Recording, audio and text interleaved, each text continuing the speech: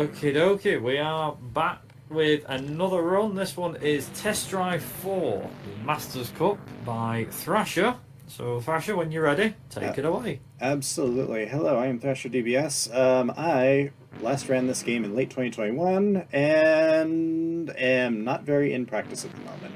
Um, so before the run starts off, traffic and checkpoints are off to pretty much just give us the widest berth. They're, least obstacles in the way. All right, so Masters Cup.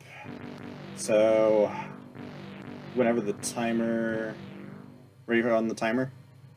Yeah, we're ready. All right, 3, 2, 1, go. Okay, so here we have Test Drive 4. So this is a particularly difficult game. The AI has really nasty rubber banding. The physics are a little bit to get used to. If you've never played a test drive game before, they all kind of change from game to game. So already we are getting bodied by the AI. Not only are they a little rubber bandy, but they're also quite aggressive too. They're pretty nasty. And this is just kind of the case for most of the PS1 era games. So, Masters Cup. So this category, it's essentially a tournament that's handled kind of rally style in terms of like tournament standings. So rather than a point system for every finish, the game tallies up the total time it takes for everyone to get through all of the tracks. So if you absolutely crush every single race but one, and then you decide on like the last race to just park at the finish or park at the starting line, go do your taxes, go to the shops, do your shopping, that kind of thing, come back and finish the race, you're going to wind up in last overall. With that said, our first track here is Keswick, England. The proper pronunciation of such I only found out just recently. So there's a lot of tracks in this game that are just kind of characterized by long-ish straights. So top speed tends to be a factor in a lot of them. The thing about Masters Cup that sets it apart from the other cups in this game is that you have 5 tracks. You race them twice, once forwards and another time backwards. You have 10 vehicles. You have to use each vehicle once. So I am starting off with the Cuda here because it is the worst performing vehicle of the bunch, and I want to get it out of the way right off the rip. So this has like the lowest top speed out of all the cars, and the suspension's really soft and a little unwieldy. So other than, to me, looking the coolest of the bunch, it's performance-wise the worst. So let's see here, what else can we go over here? So yeah. So all those stage banners that I'm passing under would be checkpoints. So normally this game has a countdown time, like an arcade-style countdown timer to it, but since I've turned that off, that's not a thing. And naturally passing over, passing through the checkpoints would replenish your time. Not the case here. Another major factor that adds to the difficulty of this is the traffic. Since we've turned that off, I'm not going to get broadsided by Grandma's minivan rounding a corner. So there's that we don't have to deal with. This game has kind of an interesting kind of selection of music, not necessarily by like very recognized licensed artists, but enough to get copyright struck. So I've completely just turned off the music for it. The other thing to that is, while the racing music isn't really copyrighted, there's a bug that's in the game. I don't know if it is a bug or if it's just, a design oversight, but whatever the first track's theme is plays for all the different courses. So we'd be listening to the same loop of, you know, Keswick's theme throughout the entire run, and that'd get real tiring really quick. Okay, so we have finished third here. The time of 4:18:13. So game's gonna tally that up for us. Next cup race. Okay. One of the main things I keep seeing as well, if I can just kind of intervene. So in terms of like the car selection, one of the main cars I do remember, and I did briefly see it then on screen, and same in the last race, is the Dodge Viper, the '98 Viper, I think it is. Yeah. Is that the most powerful car out of the lot, or is it the range, or? The meta car for like all the other cups, where you pick one car and you stick with it through the entire thing, is unquestionably the Jaguar XJ220. It doesn't really turn very well, but it has by far the highest top speed at 218. These muscle cars that I'm driving for the first half of this run have, you know, top speeds that the real life versions wouldn't really hit on their own in real life, because they were in real life geared for like drag strips and whatnot, and also didn't have they were like 4 speeds at most typically. So this Camaro hitting 200 completely in the realm of fiction, and it's pretty much just to put these cars on par with the modern cars.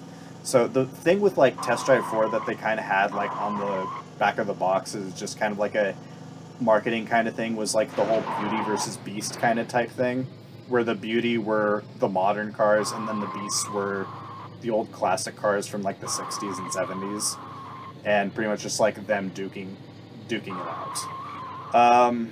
So as far as my car selection through this run, some thought has been kind of put into it. I'm pretty much reusing my route that I set my PB in like 3 years ago. Since then, probably about a year or two ago, someone came along and beat my personal best and took the world record. I kind of peeped at his run like a handful of months back to kind of like see if he you know, did anything different, and I just saw that he just literally copied my car choices. So I thought that this marathon was going to be next week, next weekend. So I am out of practice, and I was going to use next week to A, practice, B, lab out, like if I could be a little bit more efficient with my car choices, but here we are. So yeah, we're just going by what I did 3 years ago. So the main reason I'm using this car specifically for this track is you saw that very high speed section that separated me from the pack big time. This vehicle, at least of like the muscle car side of things, has the highest top speed of 205, I think. Yeah, 205. So that's the reasoning behind that. So because the only thing I'm thinking of right now with this car is just the one from Too Fast Too Furious. So it's just like eject those because I know he drives a Dodge Challenger and that. Yeah. But the other car is a Camaro SS. Yep, it is this model of Camaro. I don't think it's a ZL1 like this one is, but yeah. Fun fact, actually, whilst we're just on the matter of that car, it's also used in sometimes anyway. It used to be used in Need for Speed Carbon speedruns. Right. It's like the opening car. So yeah. I think it was more powerful. Yep, I definitely went muscle route on most of my runs of Carbon, honestly. Just generally, like, the muscle car tree kind of has its own advantages, being very top acceleration heavy because of, like, the power. It was definitely, I definitely remember it being meta, like, towards the end against Darius, like, in the final Canyon run. Because you could literally just, like, get ahead of him first corner, stay ahead of him for 10 seconds, and then you automatically just won. but getting there, on the other hand, was a little bit of a pain in the neck. I was gonna say, see, the next car that we moved on to is the Cobra. The- 427? Yep, it's got a 427 under the hood, much like the AC Cars British variant from a couple years prior to this model that Carroll Shelby just kind of yoinked and claimed as his own. Ironically, as well, so I think a lot of people may or may not know this, but Test Drive Unlimited, which came out in 2006, which was quite a few years after this, did have the AC427 in its car roster, and surprisingly, that car was really good. But it had two. There was the AC289 and the 427, which was really interesting because of the fact that you got more than one muscle car, and everyone knows that the Cobra 427 is quite a popular muscle car. I'd go as far as saying it's like a muscle. I mean, it is pure muscle, but it is more to me like muscle sports. Yeah, Like the Corvette is. The Corvette is muscle sport to me. right. And I can definitely see that too. I mean, like I was kind of It has more muscle for sure. right, for sure.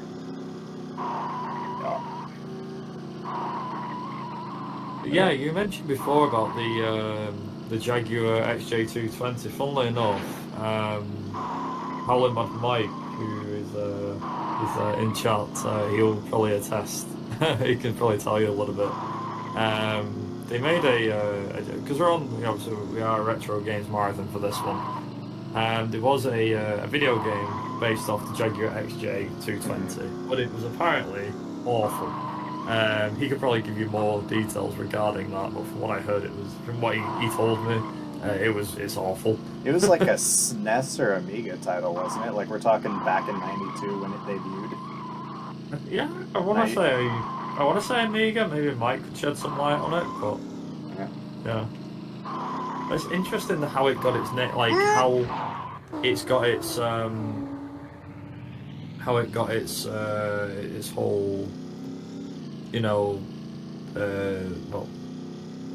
how it got into, like, with its speed and everything. It's interesting as well because most racing games went after like the McLaren F1 because obviously of how much speed it got. So the fastest car in certain games was always something like a McLaren F1 or Ferrari F50 or something like that. And so the fact that the Jaguar is the fastest in this is actually quite nice. I don't think it was the first game I know of that was the fastest. It was also in Toka 2 touring cars, and it was the fastest car in that as well. Oh, interesting.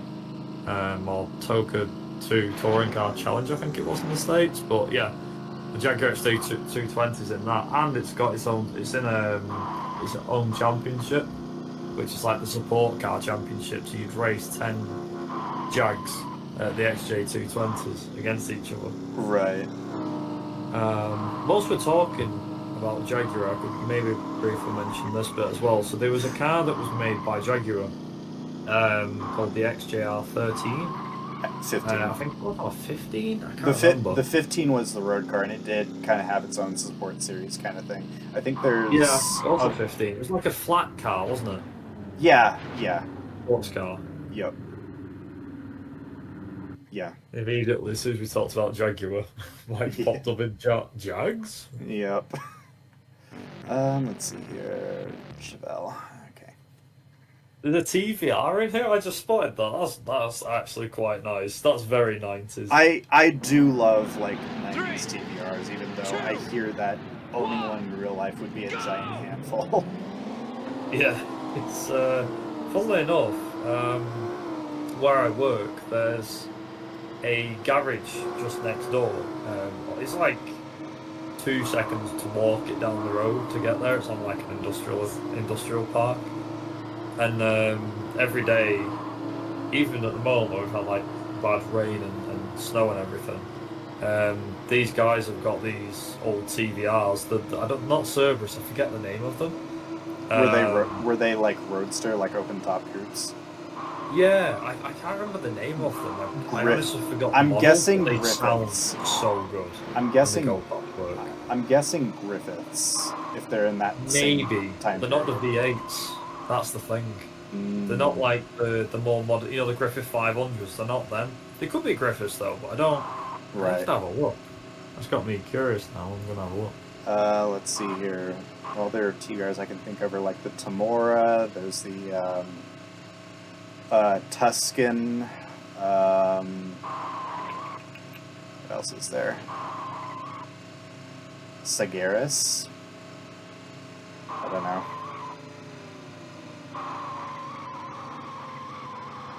Yeah, missed it while I was in Switzerland, but those snow and ice textures aren't just for show. Those actually do mess with your traction, as you can see by me spitting out not too too soon after reaching that. But anyways, we're in Kyoto, Japan, where there's a lot of neat little straights here, and I am going to use this opportunity and my 186 mile an hour top speed to try and put as much tarmac between me and the others as possible, because again, rally rules, it's very much about how far ahead you guys are, as opposed to like what place you finish.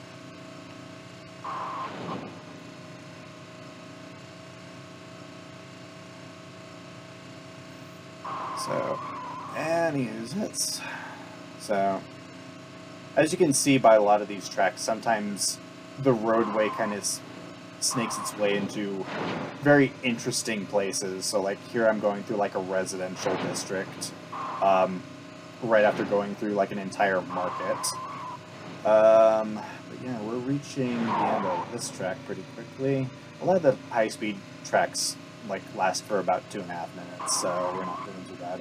So if I remember correctly, I was third on the overall standings. This should probably get me quite a lot of time away from... Oh, wow. Just now somebody finished. Yep. So we're in third to first. So, cool.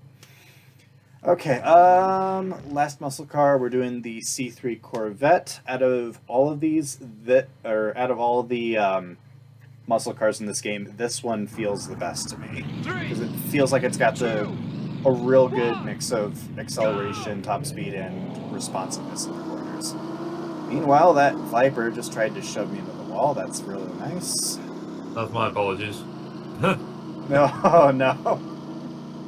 That's all right. I found out what the TVR was called, by the way. Oh, what was it?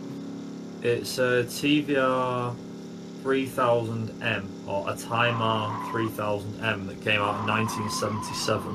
Oh, goodness. Yeah, 1977, 78, so it's about the same age as I think the same age as that Stingray that you're driving. This This one's 60s, actually.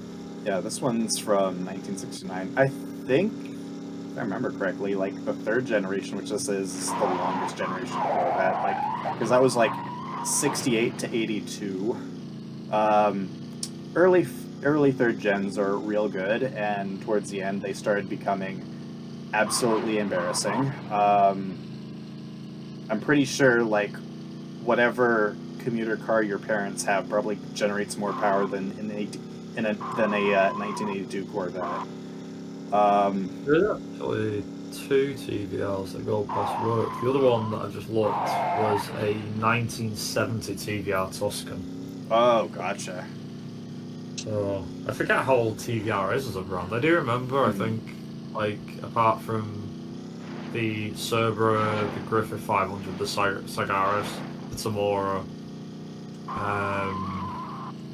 the Chibera, I think, was another. Chimera? Possibly. There was one in mid to late 90s. If I remember correctly, the Chimera was literally just a convertible version of the Cerbera. Yeah, the Cerbera was the one that I remember specifically, because there was back when Jeremy Clarkson used to do VHSs and stuff and DVDs. Mm-hmm. He did a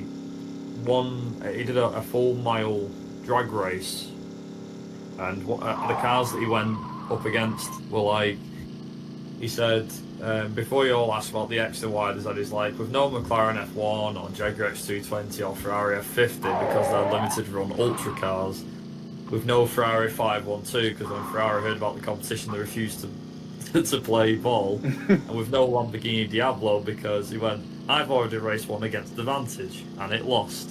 Right. So he raced one against the V8 Vantage back in the 90s. So then, in terms of the cars that were there was the Caterham CSR 260, which was well out of its league. Porsche 911 Turbo, don't know what model it was. Aston Martin V8 Vantage, Lotus Esprit V8, the Dodge Viper, which I think was the Mopar Dodge at the time, the original Mark 1, I think it is. And then the TVR Cerbera. Right. And the TVR blitzed everything by a long shot. Ironically, the car you're using now. Yep. And it blitzed everything. And he said, I had no idea the car could do this. He said the cheapest car here was the fastest, and the cars out of everything, the TVR was £40,000 back in 1996. Oh wow, And that'd it be beat crazy. cars that ranged from, I think the most expensive was like either the Porsche or the Aston Martin, I think, and they were like 110, 120,000 pounds. I think it might have It's been. like, wow. I think it might have been But Aston Martin. But the thing is that, and this is one thing that if people don't know about TVR, the big reason why TVRs were so cheap, but they were so fast, and also why they're also unreliable, was because of the fact that they were seen as a proper driver's car. They had no ABS, no traction control, no airbags, and some of them, I think, or even most. They were basically a kit car built from the ground up, and because of the lack of weight and the engine in the front, the power to weight ratio was extraordinary for a car. It was like, think of it as, I think how you'd explain TVR, it's like, think of it as if a motorbike's power to weight ratio is like, you know, a bike only have like an engine that's got 80 or 90 horsepower in it, maybe even 100, but because of the weight of 200 kilos, the power to weight ratio is staggering, and that's why bikes are so fast, because there's two wheels, there's barely any weight, it's you know, that sort of thing. TVR was basically the car version of a bike. Right. They were so fast, but the reason why they were fast was because there was no safety at all, and essentially the cars, I mean, the cars were death traps. If you you know, if you didn't know how to drive it, you were dead. I'm sorry, but that's what would happen. They were dangerous. I mean, that sounds like the early runs of the Viper, honestly, because that was also a similar school of thought where, like, no nannies, no, like, ABS or anything, no, and, like, celebrities kept seeing those and going, oh, wow, those are really cool. I'm going to buy one. They don't know how to drive it because it's too much car for them, and they wind up wrecking the damn things. I have to admit, like, one of the main things was that, in terms of like the TVR brand, obviously it was a British brand. Then it got bought out. I don't know who bought it, but it got bought out and it's disappeared off the face of the earth since. But there was supposed to be a new TVR a couple of years ago. I think it were about 3 years. Yeah, it was 3 years ago. They were bringing back the Griffith nameplate. There was a Griffith, but then there was also, I believe it was, I don't know if it was one of the TVR model names or if it was another model entirely other than the Griffith. It could have been the Griffith, but they were bringing out supposedly a new TVR a couple of years ago. Anyway, it turns out that the car that they were bringing out was none other than something that you've probably seen a lot of, which is the Toyota Supra, which was obviously based off the BMW. Right. The TVR looked very much like that, with a V8 in the front. So if it did get made, you'd have three of the same car, basically. You'd have a TVR, a Toyota, and a BMW. I mean, all look very familiar. I mean, at the very least, I feel like they would all look pretty distinct from one another. Like, I don't feel like it'd be the same situation as if, like, you bought a Toyota GT86, a Scion FRS, and a Subaru BRZ, which are all effectively the same car, but just different nameplates, though. Because, like, I can definitely tell a massive difference between a BMW Z4 and a Mark V Supra, and I imagine the TVR wasn't designed similar to those two. They were just on the same platform too. But that's interesting. Yeah. That's more than I knew about the new car that they were putting out. Yeah, the TVR brand as a whole, I think a lot of people will recognize it straight off the bat, through what it was. And to be like quite honest, I believe that in terms of a brand like TVR, Porsche, Lamborghini, Ferrari, they're Ford, they're all up there, as extravagant car manufacturers. And I don't mean like, okay, Ford might have been more of the GT rather than the family car. Jaguar was, ironically, which is what you're using, was seen as like the British version of an extravagant luxury vehicle. I know that you've got stuff like Rolls-Royce, but them cars were just expensive with not a lot of power, I think. Rolls Royces Not as don't much power really. as something like this. Yeah, That's for sure. Rolls Royces don't really appeal to me in the slightest, if I'm being honest, because they just look opulent for the sake of being opulent. If I'm being perfectly honest with you.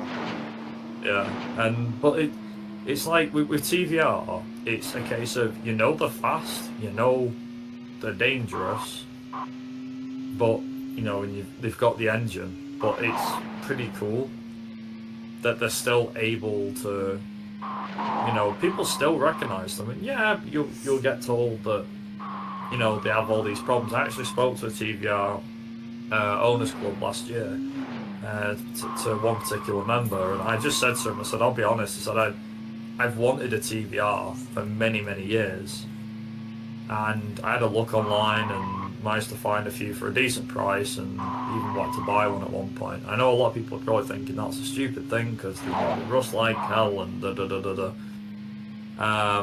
But the main thing above everything else was that I said, look, the only thing that's putting me off is, as everybody knows, TVRs are just rust buckets. They just, they're dangerous, but they rust through dead easy as well, and they're just, it's high, they're high maintenance. Very much feels like it was assembled in a quaint little garage. Yeah, and I just said, like, how is it that you guys have got the cars and you're still run? I said, how long? I said, do you run them on the road much? Like, are these your personal vehicles? Like, yeah, it's personal vehicles. I was like, okay, but how long do you run them on the road for? And they're like, well, we take them out for a couple of months at a time and everything. I was like, okay, yeah, so you don't take them out during winter. You might take them to a car show near winter, but you won't take them out like in the winter months. He's like, no. He said, they're a car that you sit in your garage and you leave them there, and that's that. I was like, oh, okay, fair enough. So I said, how do you handle the rust problem and that sort of thing? He said, well, I won't lie to you. These cars are high maintenance. That's just a fact. He said, if you buy one, you need to know what you're getting in for. So I think a lot of reasons why, the main reason why people complain about these cars being rust buckets is that they can't look after them properly. Or they get the car thinking it's going to be rust proof until they sell it, which, as we know with any car, is not the case. You don't buy a car and it's going to be rust proof from day one up until you sell it. Yeah. It'd be nice, but it's just how it is, unfortunately. Yeah. But I said to him, I said, well, I actually asked him, I said, that because there was a Cerbero in front of us, and I said, how much did that cost you? He said, I bought it for, I think he said it was 14,000 when he bought it, and he bought that in 2005. And he said, I've still, so he's had it till 2023, up until that point. And yeah, he said just looked after it, kept it in check. He said there's even TVR specialists now. He said he said, I'll be honest, he said the main reason TVRs are known as rust buckets and have all these issues is because of the quality of the build, which, as you said, Thrasher, that they are not built very well. They're built in someone's shed or someone's garage. But now there's a lot of specialists out there that actually fix and help the problem. It shouldn't be the case. There shouldn't have to be people out there to fix the cars, to make them drivable, usable, livable, whatever. Oh shit! Sorry about that. it is great that they're able to do that. Also, no, not the Viper, no. Yeah.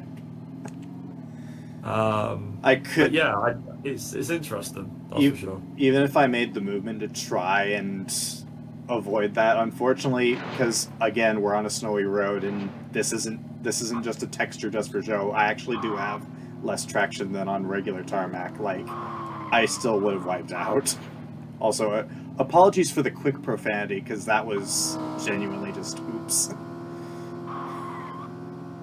I actually wanted to ask, so from my perspective, I've always seen the Corvette and the Viper as an interesting rivalry, one that still goes on today, somewhat. For me, A little difficult considering how long ago the Viper exited production again. true, yeah, that's true. I've always been a fan of the Viper more than the Corvette, Same, honestly. but I am warming up to the Corvette more and more as the years go on, particularly the C5 and the C6 model. Right. I know that we're on like, what is it, C7, 8 now, I think, but Yeah, we're on the C8. I'm more looking at like the 2000s Viper versus Corvette. I think I used to always think that the Viper from the 2000 odd, like I don't know what it would have been at that point, when the Corvettes, the C5 and the C6 were around. So like 2002, 2003, that sort of model, the SRT10. 2002 was the last year for the sort of Viper that you see in this game, and 2003 was the next generation, and that started out as convertible only before it became a coupe. But yeah, from thenceforth it was the SRT10. When before it was the GTS, and then the RT10 was like the Roadster variant.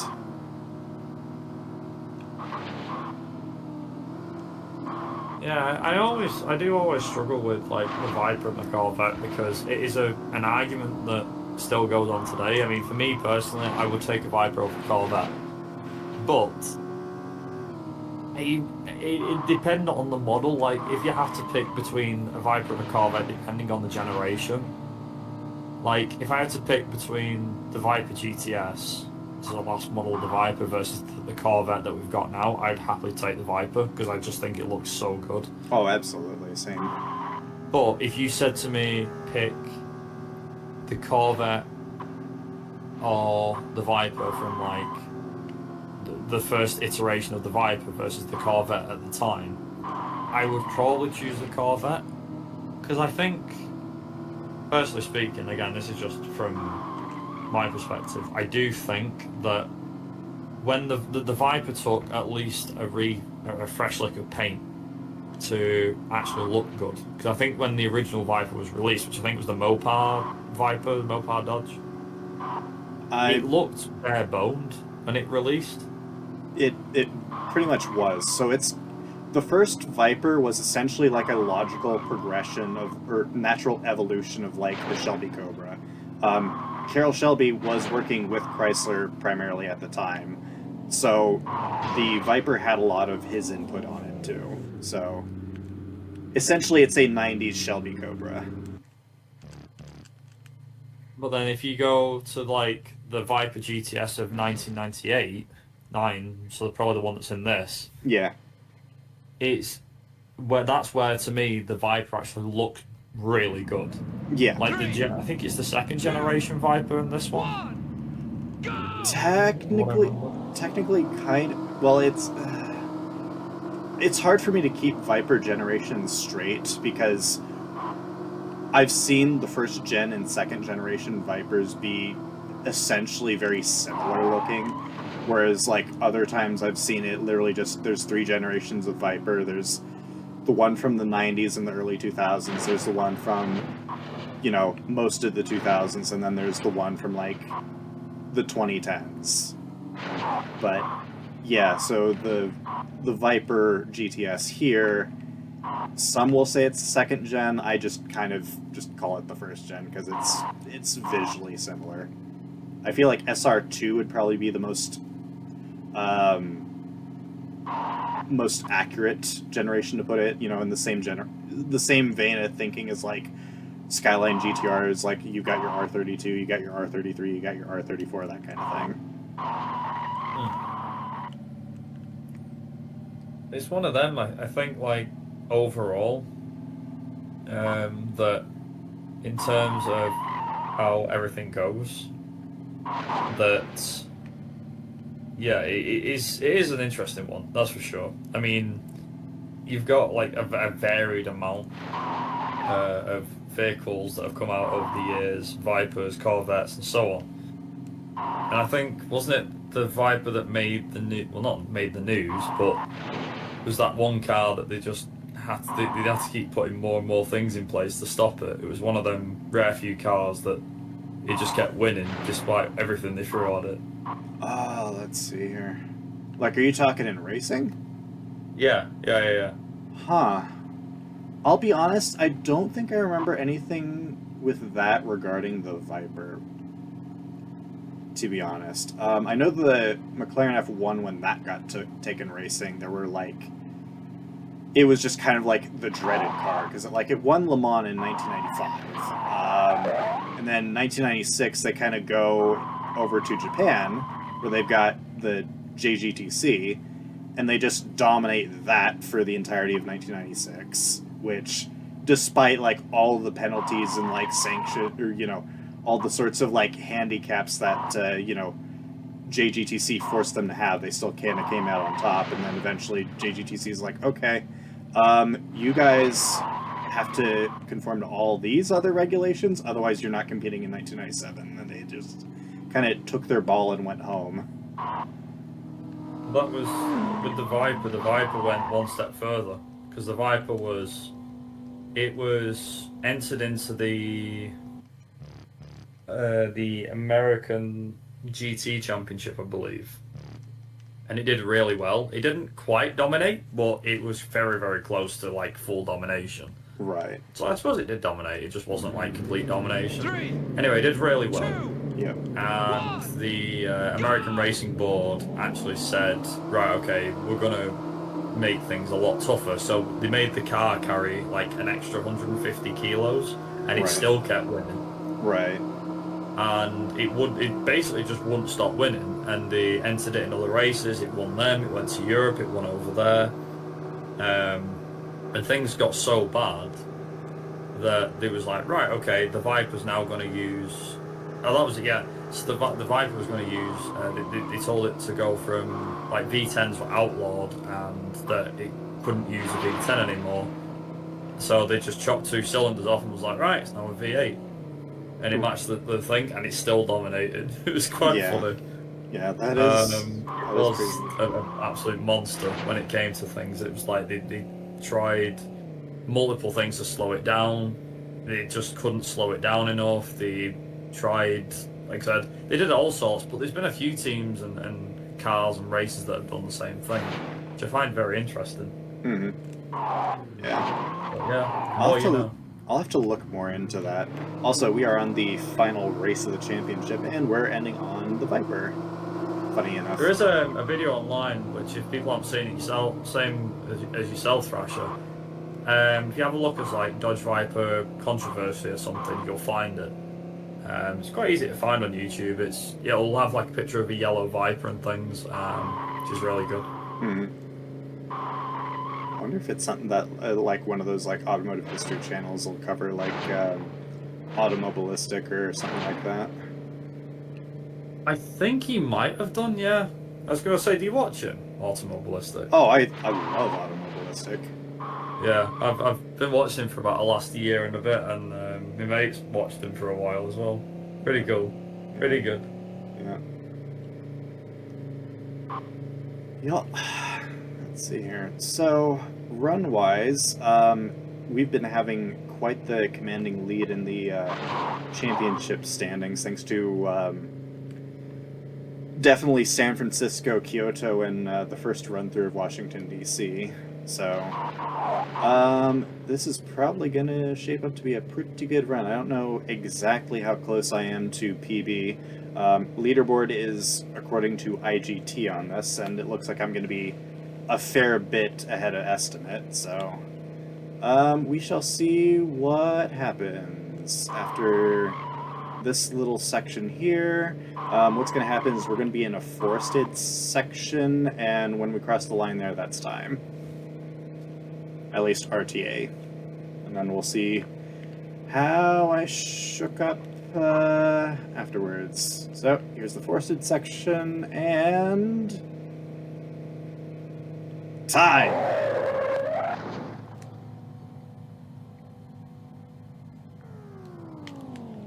Alright, so 34:43:66. My PB was a 35:14:23. World record was 34:59:11. So that, ladies and gentlemen, was a world record y'all just witnessed. Hey! Yay! Very nice. I'll be honest, we did start the time a bit early, so we were probably about 3 seconds maybe faster than we've got. Your RTA was a 39:39, but I'd say it's probably more like 39:34. Right. RTA wise. But yeah, congratulations. Well done. Wahoo! Not All right. bad for a game you've not played in 3 years, isn't it? Yeah, well, I grew up with it like when I was 4. So, at the very least, revisiting it's just, you know. Just remind me real quick. So obviously this was Test Drive 4. Was it 5 that was also synonymous with being difficult? I feel like All all 3 of the on-road test drive games are fairly difficult for, again, rubber banding AI. If you've got traffic enabled, that's also a pain in the neck. But yeah, otherwise, you know, it's fun for a playthrough or two. Sometimes, like, a lot of the jank is fun to kind of overcome. But yeah. Well, just to kind of quickly mention a few things. So, yeah, so as you said, that is a world record run. I think we were pretty close with Sega Rally 2 as well. Apparently, that would have been a record as well, which would have been amazing. It was close, apparently, which is quite neat. Yep. But yeah, so we've now literally got. Well, actually, just to mention, have you got any final thoughts or final shout outs you want to give? Just thank you for having me again for McRaeathon. This is always a marathon that I was thankful to be part of for the first time earlier this year, and I'm thankful to be part of it again for this showcase. And also, big shout out to you, Viper, for putting this on, and your team here, Brionac and all that, for keeping the show running smooth. Yeah, it's like I said, it was a case of with our team, we try and put on the best show we can do for yourself and for everybody watching. And realistically, like half of the value comes from the runners. I mean, half it is the team, but half is the runners. So many thanks for submitting this, and we was intrigued to see how chaotic it would be regarding the.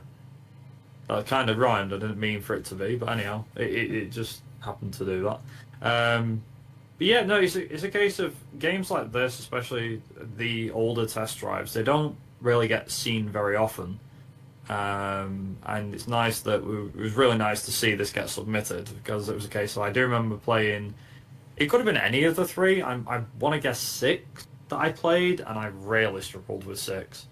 Yeah. But then again, not growing up with them and only hitting test drive when, unfortunately, I hit test drive way too late. It was Test Drive Unlimited was my first game into the test drive series.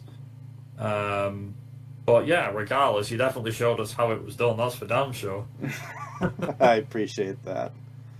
And yeah, to see the variety of cars as well, which was really nice, and to have a good chat about TVI and Jag was also really, really good.